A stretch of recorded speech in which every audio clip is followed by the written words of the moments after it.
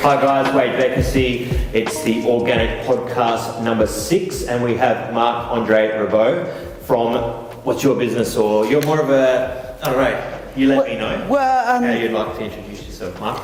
I'm Marc-Andre Roubaud from Release for Life Business Coaching. So Release for Life Business Coaching. Release for Life Business Coaching. Cool. Very good. Welcome. Thank you. Thank you. So I suppose, Marc, you may have seen on some of our other podcasts, we always start with the bottle of organic Shiraz from South Australia that Marc's brought along for us to try today. And today's is Temple Brewer Wines. I'll let you read off exactly what's in there and fill in the audience a little bit about it. You probably had a bit more time. It's one of the ones I like to drink, like casually Sundays and stuff like that. And like a lot of your predecessors' comments, I don't get headaches from drinking wine. You have the same, yeah. So I have the same problem. So for a long time, I've looked for a wine that I can drink. Yes. Sometimes moderately and sometimes less moderately. Of course. But with having the sinus headache and the real painful headache the next day. No, I don't get it. No. So it's something you found that's quite good for you. Yeah, and I'm more of a traditionalist when it comes to making wine. Yes. So anything organic, done in a natural way. When did, I suppose if you might know this answer, which had been raised when did we start putting in these pesticides and all this stuff that's wrong for wine? Do you know the time frame? I have no idea. I was actually, one day I was actually shocked when you look at, and it had egg and milk. And why I said, why? I'm from France, right? So I was brought up with I moved from milk, water to wine quite early. Exactly. So by the age of a certain age, I had already tasted wine and already become a connoisseur by then. Well, I'm not sure connoisseur, but you know how Europeans family have a different attitude towards alcohol? Yes. So I never went through the teenage years where alcohol was just like, oh, let's go crazy because it's all new. That's the date for it? Yes. No, it's just a progressive thing. And it's something that you have with dinner. Yes. And it's just, if you get a little bit tipsy, it's a byproduct. It's not the goal. Yes. Right. So it's a total different attitude towards alcohol. Right. So. And my dad was from the south of France. Okay. So they used to have, in the family, used to have vineyards going back in the old days. Oh, really? So I've gone to the vineyards, the cooperative, and for the weekend barbecue, filling up the 2 litres or whatever, 4 litres of rosé. Oh, so I've grown around wine, right? And I've seen vineyards and stuff like that. So. For you to go, okay, why do they put it or something like that? Why on earth is egg and milk in my wine? Yeah. Right. That's right. I suppose, I don't even know if people actually think, I wouldn't have thought that until I started going, organic's going to be the way that I'm going to choose my wine from now on, which only happened, maybe 4 or 5 years ago. So I think it's a lot to do with making sure that there's no great... You know how wines can go from being good to bad depending on the vintage. You will actually know that it's got a shelf life for X amount based on what you put in it. My understanding, and I'm not an expert, but I think the other stuff that they put in it softens it or controls the process, rather than having, today it's such and such temperature, so I've got to open the cellar door X amount of degrees to control my wine process, right? It's become so scientific and so... What do you call it? Mechanized and processed. Oh, of course, it's a commodity, so it needs to be controlled, right? Yeah. Basically. Yeah. That's my basic understanding. Yeah. But as well, so I'm all for let's do it as natural as possible. But in saying that, it means it can still last longer than I thought it could as well. The shelf life of an organic wine. It's just a lot harder to do these days, I suppose, from all the other stuff that's happened through the winery before. Well, I've seen people's with cellars, like friends that I have in Europe. They have wines going back, God knows how many years. 50, right? 100. They will go. Long time, okay. right? And you can still buy, premium wines dating back to, whenever, They've still got them for sale. Yeah, you still okay. got it for sale, right? Yeah. You just go to any really expensive restaurant top end, and you'll see their wine list, and you'll see the years. Yeah, you'll see. You go, all right, okay, this much for this bottle of wine because it dates back to whatever. What, 100 years? I don't know. Yeah, whatever. They go. You could throw a number in there. I don't know. You go for a while. Yeah. Okay. Well, let's, I suppose, crack into this. I'll let you do the You honors. want me to do this? Okay. Let me just let our audience know that is watching that doesn't know about the Temple Brewer. Oh, sorry. Shiraz 2019, certified organic, preservative-free, carbon neutral and vegan friendly. And this one is made, so it's Angus Plains, South Australia. So it's in the Angus Plains. So if you visit South Australia and want to order it online, Temple Brewer wines. And highly recommend it. Have you been to the actual? No, I haven't. No, but that's something we need to do while we can't go travel back to France and see our own. Or let alone Victoria. That's right. We won't bag Victoria on here because a lot of our audience might be from there. But yeah, we feel sorry for you guys. Yeah, we're not. It's been unfortunate.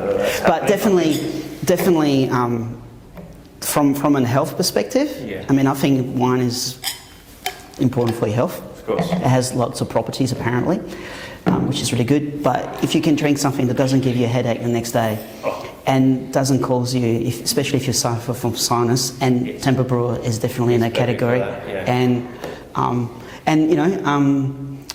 moderately priced too. So we're not talking. So if you $100, are we? no, if you want something to drink Sunday lunch, it's affordable. It's good. with your friends. Yeah. It's what I call it's still quality. That's right. That's right. It's what I call a good quality table wine. Yeah.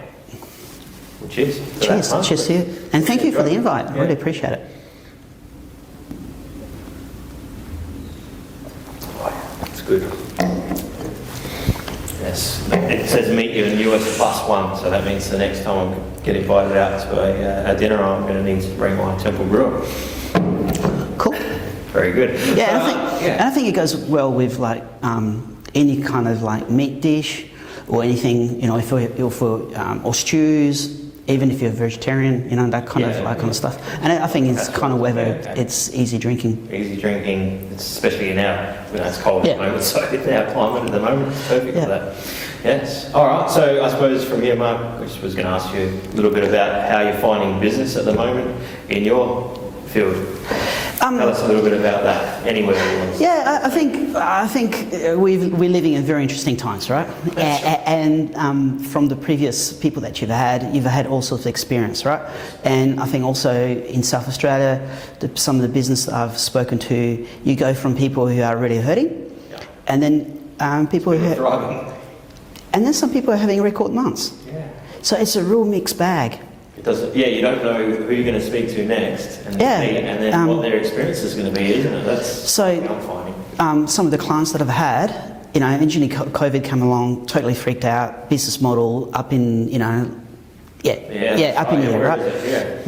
Huge amount of uncertainty, but then again, the word pivot or restructure, refocus. We had to choose some word at that time. Yeah, but I think most people are sick of hearing that word, right?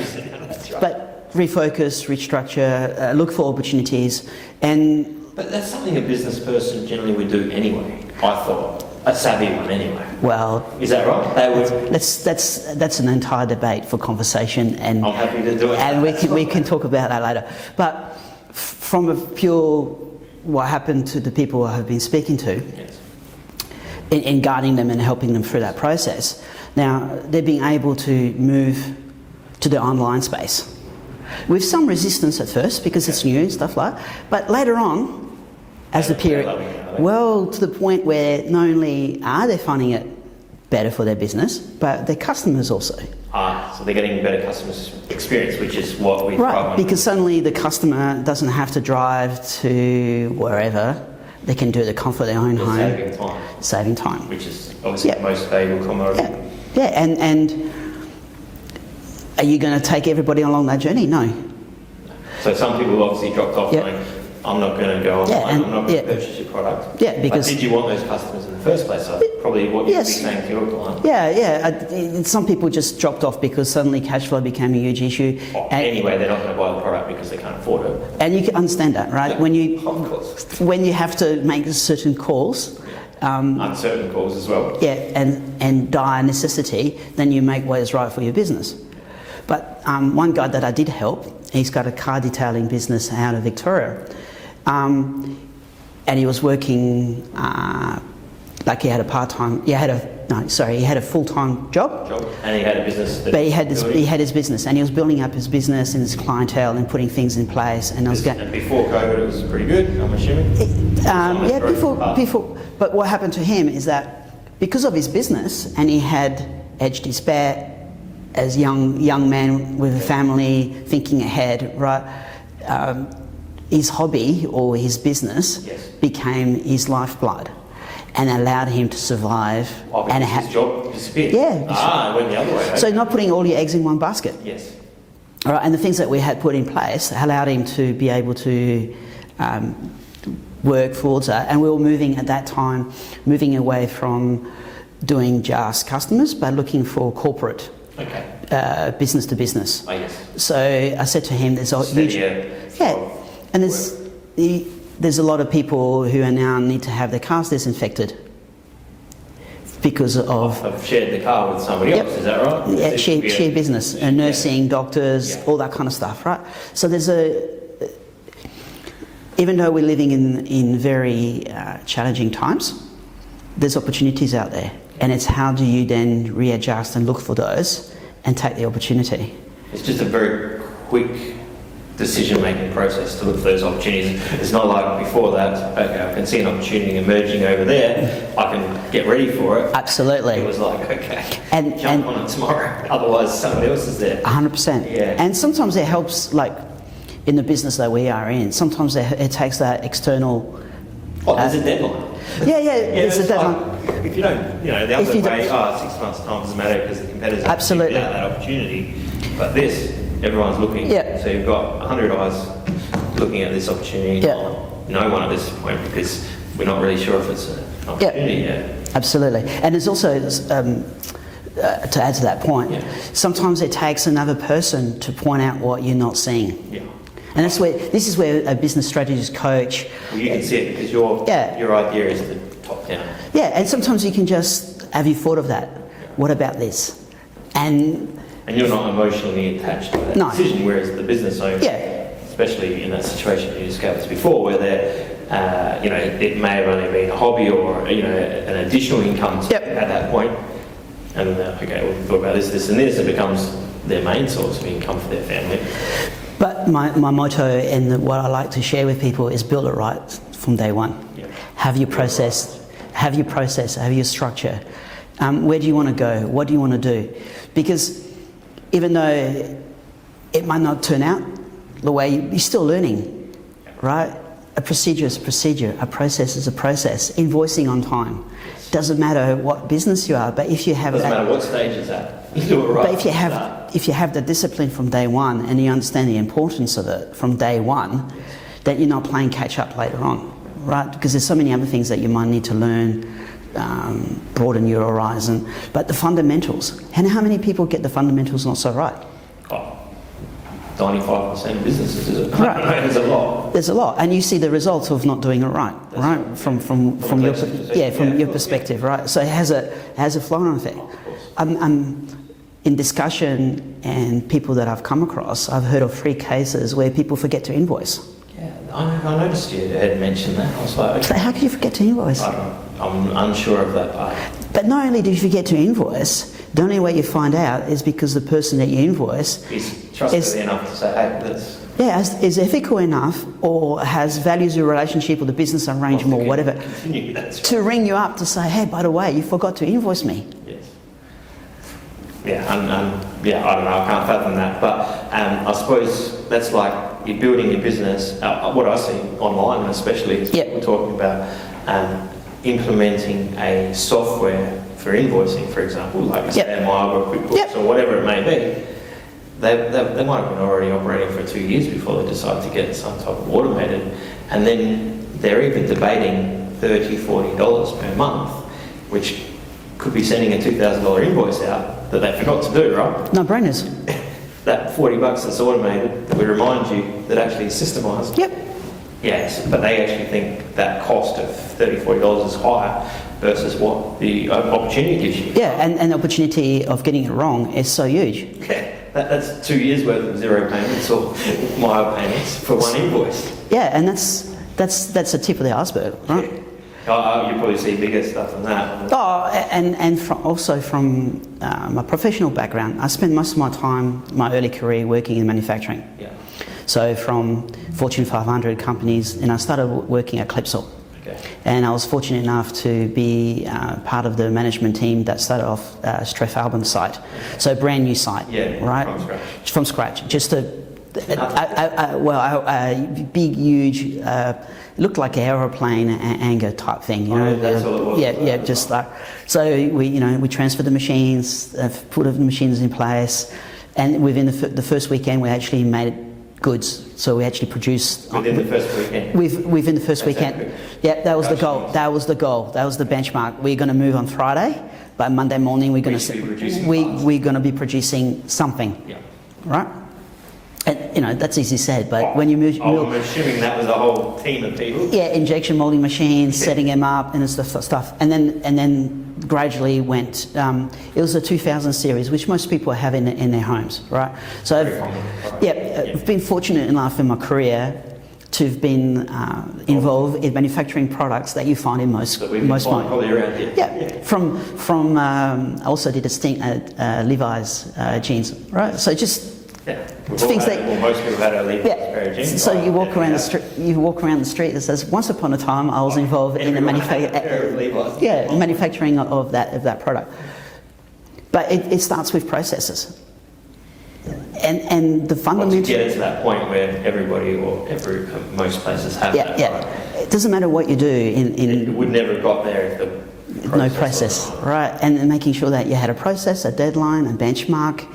Some tangible outcome to say that either you've achieved it or not achieved it, what could we have done better, and how many businesses don't do that? Talking from those two companies, which are quite highly sophisticated business, they would never have made a product without having all of those systems in place. Is that right? I don't know. I wasn't there. But well, you would think you would think so, right? But I've worked for others where you just go, how on earth? How did they manage to still be successful? Yeah, even though they're a big brand. Yeah, how does the right hand and left hand communicate together? How does the engineering? They're losing a lot of money in between. I'm assuming. Absolutely.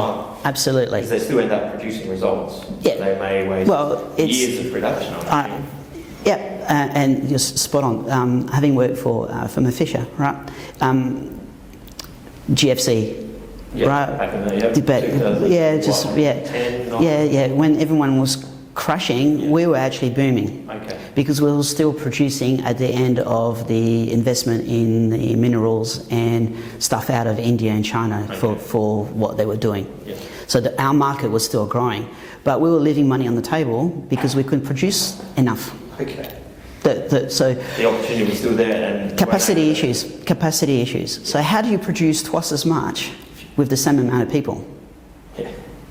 Well, you shake the company upside down, and you turn every process upside down within a given time frame. Find out where that capacity is. And you find out what the capacity is, and you achieve it. Yeah. And that was what happened. That's what happened. Yeah, we went from what I would say. You just reevaluate everything you've been doing and start again, basically. Yeah, and you It was okay at that point? Yeah, it was okay, but because it could be better. Twice.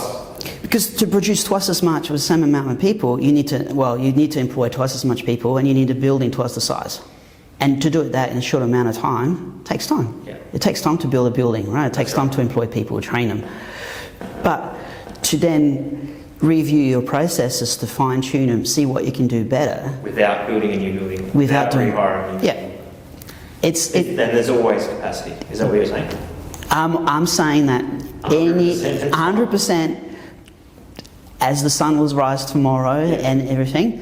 It doesn't matter how good your business is right now. There's opportunities within your business. There's hidden gems that you're not aware of. And it's the 2 to 5% that can make a huge difference to your business. and every business has got Something, yeah. something. There is Even during this period, I think everyone's turned that. I think that's, or I'm assuming the ones that are going to survive would be considering all of those capacity issues right now. Yeah, and the ones that do that and do that better than anyone else Will be here. will have more chance to be here thereafter. Or have more market share as well. Or more market shares, or have that gain that competitive advantage to gain them that extra leverage, either price competitiveness, lead time, customer service, whatever their niche is, whatever their business is, whatever it is that they're doing, just doing it better than their competitors. Yeah. Okay. And then obviously marketing that and bottoming Yeah, that. that's where I was going to go with my next question, I suppose, Mark, is obviously the most important part to any business is acquiring new customers. Yes. Or retaining them, depending on your product. If it's a one-off transaction, you need more and more. If it's an ongoing transaction, you need just a good core amount of customers. But that's the number one thing that most businesses fail at. That's probably what you hear all the gurus talk about. So what's your sort of main thing when somebody asks you that with their business? It's 50% with any business, right? And it can be the challenging thing.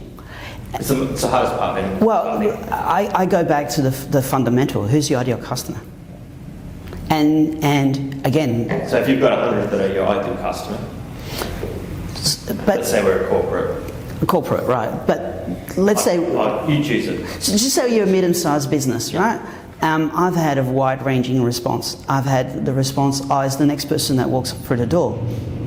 Right. That's important, right? Because you still want people to... Let's say we're a retailer, is that what you're saying? Yeah. Right, like a hairdresser or a retail shop. It's the person who's kind of walking through the door, right? But how do you get that person to walk through the door? And that's the last result, isn't it? That's one of the last parts. And if I was to sit there and analyse all the people that walk through the door in a given day, they will come out to be some sort of demographics. And how did they associate themselves to end up? But if you don't know that from the start off, that's going to make the process of attracting them, either through your marketing, your communication, harder. So the first fundamental that I see, because marketing is something that I'm aware of, but it's not my core strength. I'm not a Facebook ad expert. I'm not a marketing expert. But you would suggest to a company to some of those things, I'm assuming. The first thing I would ask someone, and then one of the first things is, do you have an ideal customer template? Do you have an ideal avatar? Does that person have a name? Or do you have one for a male or woman? At what age are they? What do they do? What do they live? What's their likes and dislikes? And more importantly, how does your product, service fit into their life, and what problems does it solve? Once you understand that, right, the marketing then becomes easier. Because you're having you're having that one-on-one conversation with your client through your marketing, right? Because copywriting, all that's an art in all of its own, right? As you know, right? It's not simple. That's right. I never thought that font size would matter so much. But maybe it does. But it does, right? And I've seen from some of my training that I've had people who are expert in marketing showing me two pictures, right? And there's this picture of a smiling lady, and from my perspective, I couldn't tell the difference between A and B. But through Facebook targeted ads and the logarithm. And how many people were like this smile versus that smile? Of course. Right down to. But from face value, you're like, that photo looks just like that photo. Exactly, but it made a difference. And no doubt about it. But once you know there is tools to allow you to then, if you are doing a Facebook ad, you can do two ads and you can track the difference and knowing, right? Knowing is a wonderful thing. Well, if you don't know, you don't know. But if you know, then you can actually go, this one worked better than that. Try 10 and this one seems to be the best. Because of the numbers, let's just pump that one. But to understand why, that's another whole beast. I don't think you can get into that much. But you're just better off knowing the metric of this one's got more numbers because you own your numbers, right? But it's also, back to your question about marketing, it's also knowing that Facebook has the capacity to do that. And then how do you actually, either you get someone to do it for you, or if you're doing it yourself, where do I get the training and the information to be able to press the right buttons to have that feature work for me because everyone says Facebook is really easy and it's not. It's not. And sometimes Facebook doesn't even understand why it's successful or not. It just happens. That's right. It's the organic part to it, right? That people don't know. Like I remember one of your posts, right? And I said, "Oh, post something on vaccines, and you'll see the reaction that you'll get." Yeah, that's right. Yes. Because everyone's got an opinion. Oh, of course. Yeah, and it's divided. Yeah. Well, actually, it's not more divided than it's outweighed probably 80 to 90% one way. Yeah, and so you've got majority of that audience is going to tell you why they believe it's good. Yeah. Yeah. And I think. Well, if you post anything controversial, you're going to get a fairly big either divide or agreement. But sometimes, going back to the marketing, that can be actually work on your favour. That's right. So if you can find something like that, isn't the guy find the vaccine post, then you're right. Well, the guy that for Nike that took the wasn't it the LeBron? No. Yeah. You're talking about the basketball player? No? Yeah, the guy that did the kneeling in the US and caused such controversy. Didn't he end up having better outcome for his brand because suddenly everyone's talking about him? Probably. Yeah, I don't know the one. Yeah. But there's the world. Well, yes, it was negative, but at the end. Well, it's depending which side you take, right? If kneeling is against the flag is positive, negative, yes. whatever. But the fact that the people were talking about him. Nike's brand went up. Right. Yeah. And positive or negative, right? Right.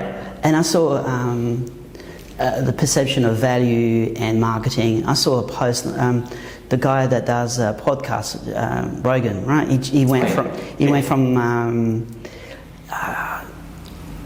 YouTube to Spotify. Yes. For $100 million. Yeah. Oh yeah, I know the story. Yeah, and just $100 million. That's right.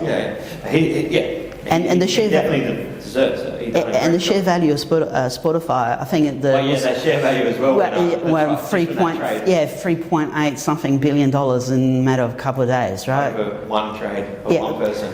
Perception. So they only spent $100 million. That's right. But so you don't know what you don't know, and the perception of value and going back. They back. obviously knew the value of Joe Rogan and his podcast, and absolutely. what he was attracting on YouTube, and how do we transfer that to our medium? Yeah. But that's hard to do as well. But would we have said that he was worth $100 million a few months ago, a year ago? Only Gary Vee said it, I think. Yeah. But apart from anyone else, maybe they were talking about. I don't know. I haven't followed his enough. But there's it. Going back to the thing and in a broad conversation, there's hidden gems in all businesses, and you don't know what you don't know. And sometimes it takes that external viewpoint to come in and go, "What about this?" It's actually worth that. Yeah, and what about take that deal? Yeah, what about this? What about that? If you just did this differently, the classic of the manufacturing production line for cars, moving the thing from here to here, it saves the hand movement, and therefore the hand movement over X number of hand movement per year saves you X amount of time, dollars, efficiencies, and we all have those. Yes. From maybe not hand movement, but but from do you pick up the piece of paper and put it in an tray for 24 hours, and rather than actioning it straight away? And if you action straight away, how much more value could you be adding to your customer? And I think what's his name, Jeff Bezos from Amazon did that quite well. Yeah. Obviously the best. Yeah. But he was always thinking. And he started off. I saw a picture of him. He started off in an office, looking like this with a bunch of computers, and he tapped into an idea. But was never the share value wasn't going up. Have you heard the story? No. Yeah, where it wasn't going up, but it continued to make revenue and profits. Well, that's a whole different conversation, isn't it? Yeah. We live in a world that's totally upside down, where the share market, especially if you look at the US, has got no relationship to what's actually happening. I think that was the point of that. In real life, right? And how can the dysfunction? But it's emotional on the share market to actually what's happening, right? So he talks about, if you listen to it or whatever, he says that he'd come into the company one Monday morning, and last week the shares are up 30%, and he says to his staff, don't think that you're 30% clever, because it could be next week we could be 30% down on value, and you're going to beat yourself up, because you're going to beat yourself up over dropping 30% in value. But that's not the case in here. We're still doing the same thing, the same goal. we're on the same trajectory down or up internally. Don't worry about what's happening up there. Yeah, and that's not what you need to value your emotions around. Otherwise, his whole staff would be deflated. The fact that shares have dropped a significant amount. Obviously, it works in your favour, but it's positive. But you can't rely on positive. No, and it's just like humans in a smaller SME business. Yeah. You know, are they happy that they've acquired a new customer this week or lost a new customer? Is that can affect the overall of the long term of their game, their business? And I would add from an SME, you need to measure that. Yeah. You need to be... You need to track that. You need to be on top of that, 100%, right? So not just going on your emotion, because, I mean, smaller organisations do generally revolve around the business person. And everyone's focus is on sale, where I would rather focus on profitability. Yes. Because you can have sales and going... you get the wrong customers. Yeah, you can go have great sales, but your business is going bust. Because if you're not making revenue or profit on your sales, it becomes rather meaningless. Yes. Right?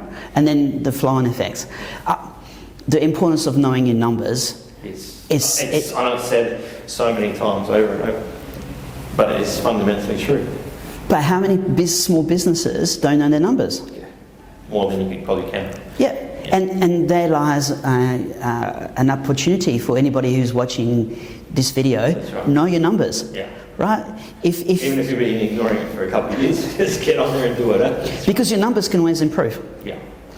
And if you put in those systems. Yeah. And if you're, especially in these challenging times, that becomes so much more important. To know them, but how do you adjust them is probably the question that most people are wondering.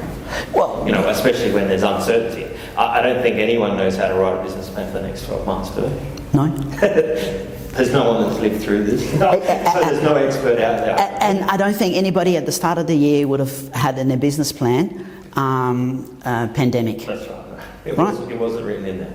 Will it be written in future business plans? Well, you would probably all great unknowns, right? Or even government controls that are actually, we're allowing this to happen to us as well at the same point. Yep. I saw some of your... So you're going to actually have to go, okay, well, there's going to be things that we actually are going to have to abide by that you may not have thought was possible before. Yeah, and your business might have been viable prior to COVID. And prior to government control. And now post-COVID, if they do that in a year's time based on some spikes in coronavirus, and we have to go through this again in our state, or our country that's being affected at the moment, we're going to have to plan for that, aren't we? But it goes back also to the question we were talking about is knowing your numbers. Yeah. Once you know the numbers, whatever's happening to you, you can react. Yeah. And you can adjust, right? And you can make better informed numbers, right? So if you have a restaurant and you need 100 people to break even and 120 to start making money, and suddenly the government says, well, you can only have 80, well... We need to make profit on 80. It becomes very problematic, right? And you need to be aware, and you need to understand what the gap is, and then, as you said, you need to put countermeasures within your gap.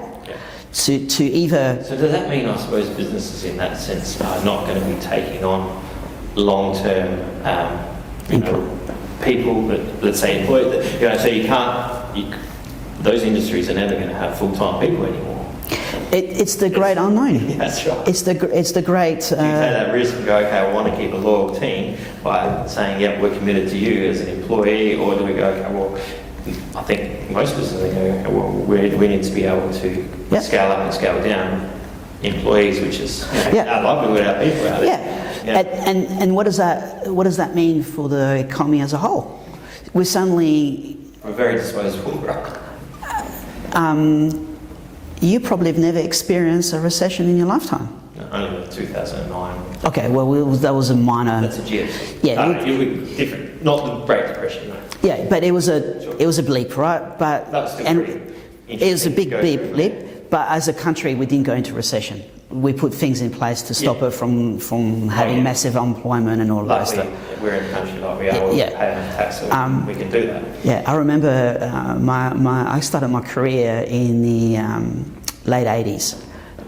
The first couple of weeks, it was the financial crashes. I had... 89, that's it, 89. I went through so many bosses, rounds of sacking.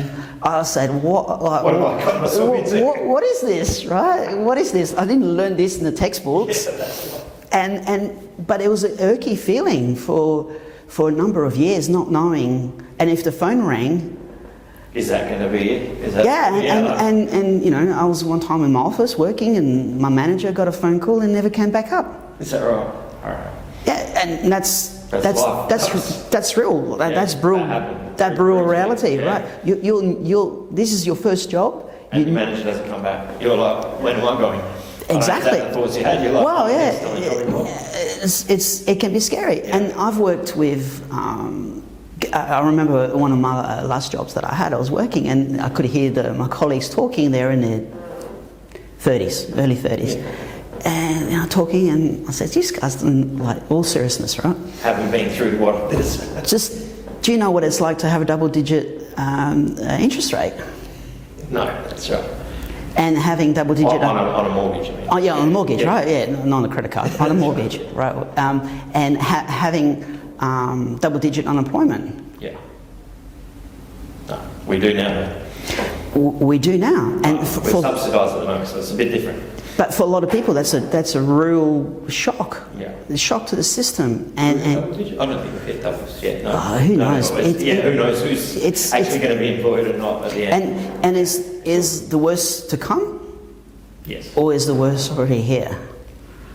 So depending on you, I don't know, if you think about international travel and tourism.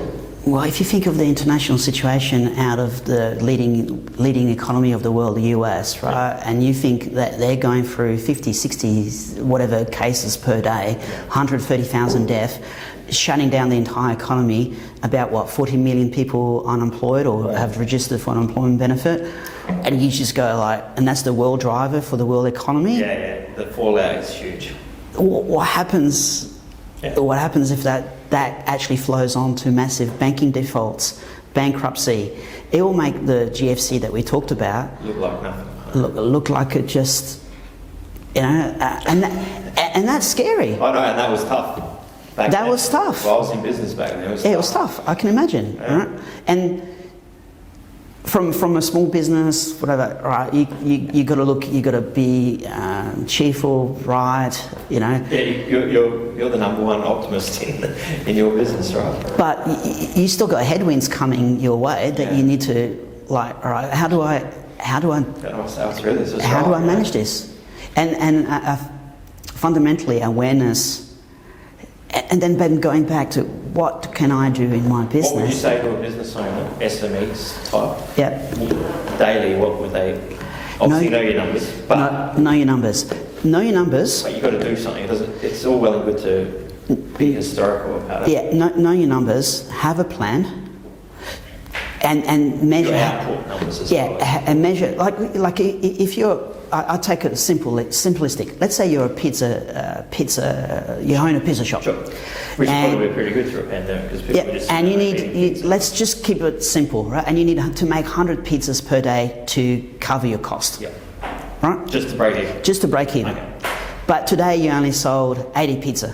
Yeah. So what are you going to do tomorrow to make it 20 and still make that other 100? And maybe make a profit by getting one pizza extra. Right.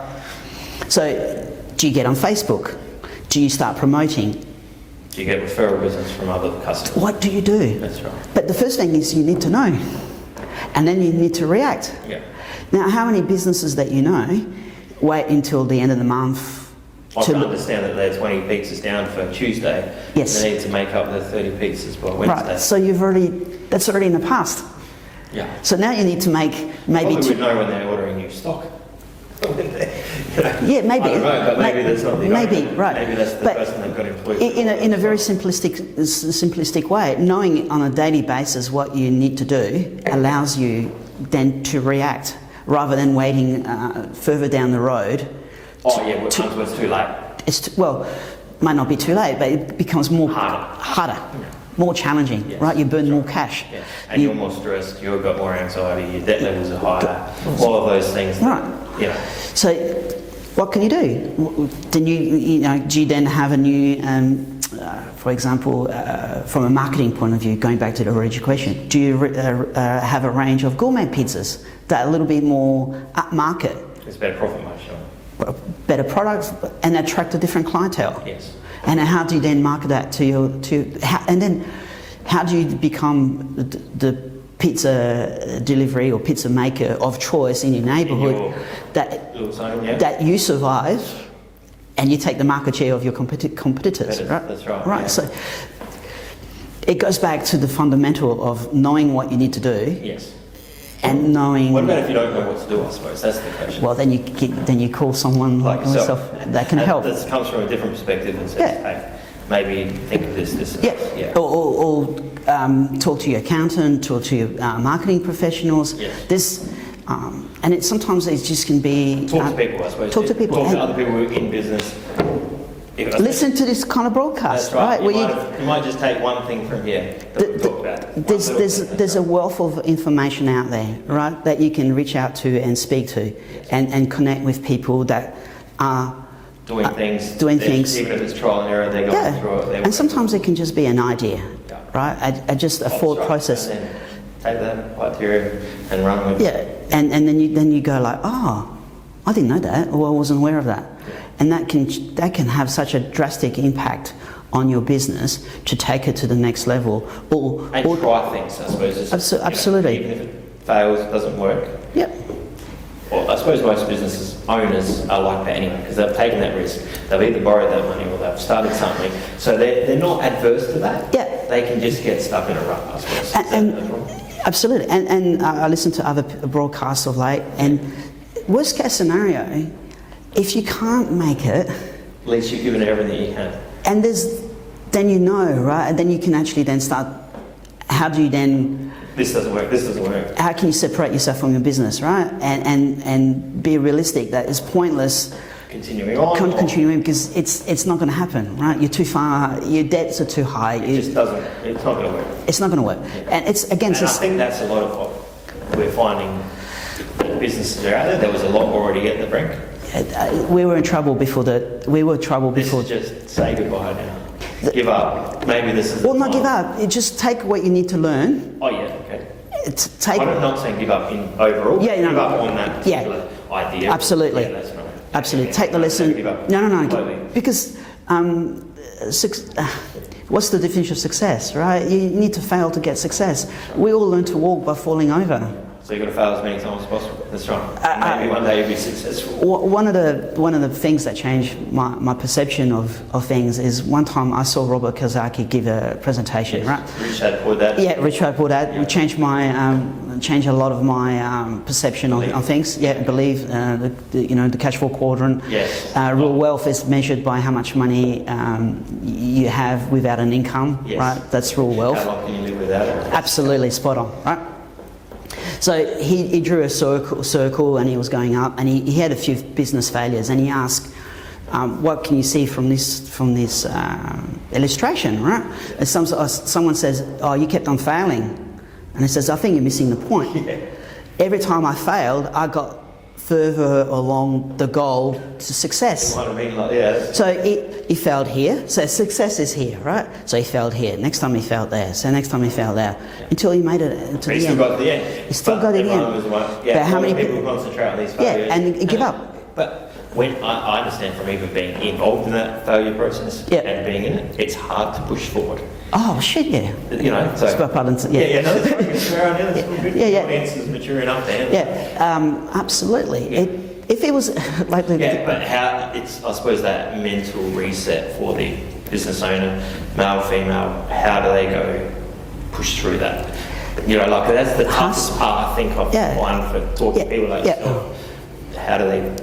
Well, it's about a support network, isn't it? Yeah, a support. It's hard for ourselves. We're all in business. We're all faced with those challenges ourselves. I get up sometimes and going, "What the hell's going on?" I've had a bad week. I've had a bad day. That's right. And I reach out to my mentors, my coach, my coaches that I've had in the past. I reconnect. So, phone, email. I reconnect. I reconnect to a feeling of success that I might have had in the past. Yes. Which then gives you that strength to go. Reconnect to your goals, your objectives, and if it's. Are you an advocate for writing down your goals? Absolutely. Absolutely. Like whatever Absolutely. even if it's a 10, 15-year goal. Mine are 'Cause right now, Mine are 25 years out. 25-year goal. Like right now, it's probably the most important time because, yes, we might be having the next 3 years where they're going to be terrible Yeah. or unprecedented, or whatever you want to call it. But in 10 years, maybe this blip won't be as bad, or 15 years won't be as bad. And, we've still got time on our side. And that's it. Okay, we've talked about a bit of the hard side of things, Yeah. but isn't this the best time to start a business? I think so as well, yeah. You can negotiate rent. Yes. You can, obviously, labour costs might come down. Yeah. Now you've got a pool of more enthusiastic. People that might have been not willing to say yes. Well, you've got more of a pool of talent, right? And people who actually now know what they're doing, but may not be put in the right spot. Yeah, and people who need a job, right? So there's a different motivational factors, right, coming into play. Not just we've got choice the other way. Yeah. So, and also, if you look at I like to look at the past to predict the future. Yes. So if we look at the last major recession that looks anything like what we're having, we're going back to 1929. Yeah. Now, some great businesses started in 1920. They came out of that, yeah. That's right. And a lot fell down. And even though the stock market went down, yield went up. Yes. So if you had shares, they might not have been at the same price, but you were getting a return for your investment. Yeah. Now, how many people are getting a return on their investment on their shares these days? They're all stopping dividends on them. Okay. Yeah, that's right. So it depends, right? Yeah. It depends Where your perspective comes from, I suppose, and where you're... and what steps you took in place to minimise the impact. To your personal situation. Yeah. Or to your business Going back to the Rich situation. Dad's Birthday. Yeah. So we live in the most challenging, unprecedented times. I think there's going to be much more to come. Oh, yes, it's a very early phase. Yep, and I think the tsunami that we might be facing is, extreme. From banking defaults. Oh, yeah, from all financial aspects. Negative rates in Europe. How can a bank offer you negative rates? Yeah. It just doesn't make any sense, right? It just... No, I can't fathom that just yet. So No, but it's the reality. No, it's reality, right? right? Yeah, I was only discussing this in another podcast. And the fact that before the COVID-19, the Feds in the US printed money to bail out the banks because they weren't lending to each other. So things were not great to start off.